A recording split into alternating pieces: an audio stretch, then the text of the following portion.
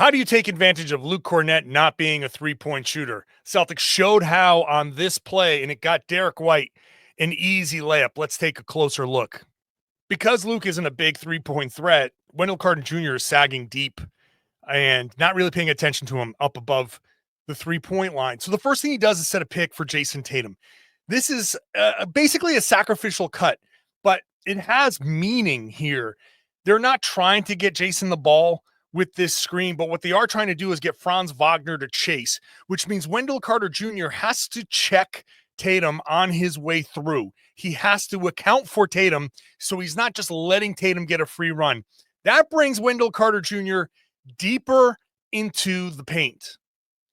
With him in the paint, now Luke goes up and sets a pick for Derrick White. This is where the action really starts.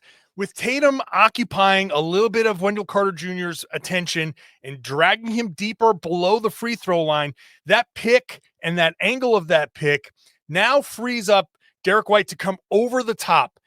Because he's over the top, he's a threat to pull up and shoot. That means Wendell Carter Jr. has to step up towards the three-point line. But now Luke is rolling to the basket, so somebody has to pay attention to him. This is where the confusion starts. You want Orlando to start making decisions.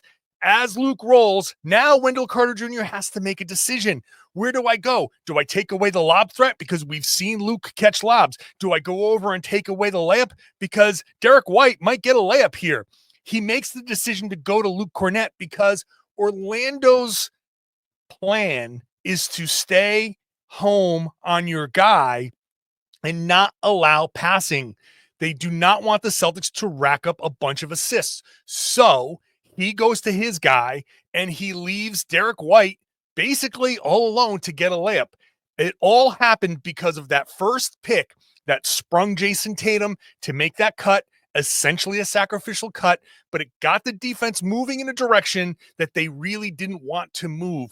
And because Derrick White's the threat to shoot, everybody reacted to that. And now Luke's role became a real problem. It forced Orlando to make a decision and it put them in a tough spot.